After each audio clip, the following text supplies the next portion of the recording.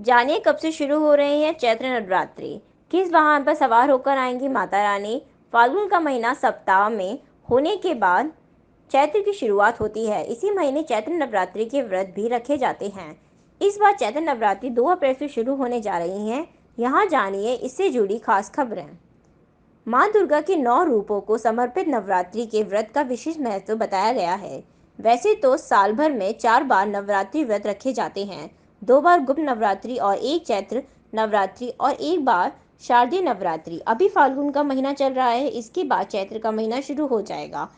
इसी में भी सभी को ये जानने की उत्सुकता रहती है कि आखिरी चैत्र नवरात्रि कब से शुरू होंगे। चैत्र नवरात्रि चैत्र मास के शुक्ल पक्ष की प्रतिपदा तिथि से शुरू होती है। इस बार चैत्र नवरात्रि व्रत 2 अप्रैल 2022 को शनिवार के दिन से शुरू हो रहे हैं और 11 अप्रैल 2022 को सोमवार के दिन समाप्त होंगे। ज्योतिष के विशेष जानकार रघुनाथ प्रसाद शास्त्री जी ने बताया, कलश स्थापना का शुभ मुहूर्त चैत्र मास के शुक्ल पक्ष की प्रतिपदा तिथि 1 अप्रैल 2 शुक्रवार को सुबह 11:53 से शुरू होगी और 2 अप्रैल शनिवार को सुबह 11:58 पर समाप्त होगी। नवरात्रि के पहले दिन कलश स्थापना की जाती है। इसके बाद 9 दिनों तक कलश का नियमित पूजन होता है।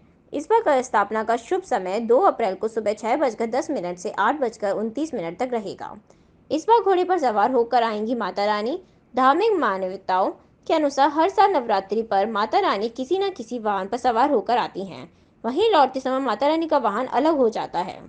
चैत्र नवरात्रि में मैया घोड़े पर सवार होकर आएंगी। नगर नवरात्रि की शुरुआत रविवार या सोमवार से होती तो माँ दुर्गा हाथी पर सवार होकर आती हैं। 9 दिनों में 9 स्वरूपों की होती है पूजा। नवरात्रि के 9 दिनों में माता रानी के 9 स्वरूपों की पूजा का विधान है।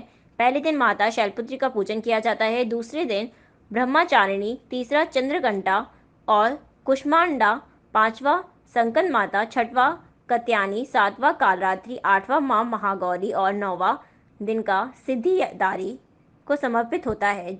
जानते हैं कलश स्थापना की विधि। कलश स्थापना के लिए सबसे पहले माँ दुर्गा की तस्वीर के सामने अखंड ज्योति जला दें। इसके बाद एक मिट्टी के पात्र में मिट्टी डालें, उसमें जौ के बीज डालें। एक कलश को अच्छे से साफ करके उस पर कलावा बांधें, स्वास्तिक बनाएं और कलश में थोड़ा गंगा जल डालकर पानी भरें। इसके बाद कलश में साबुत सुपारी, अक्षत और दक्षिणा डालें। फिर कलश के ऊपर आम या अशोक 5 पत्ते लगाएं और कलश को बंद करके इसके ढक्कन के ऊपर अनाज भरें।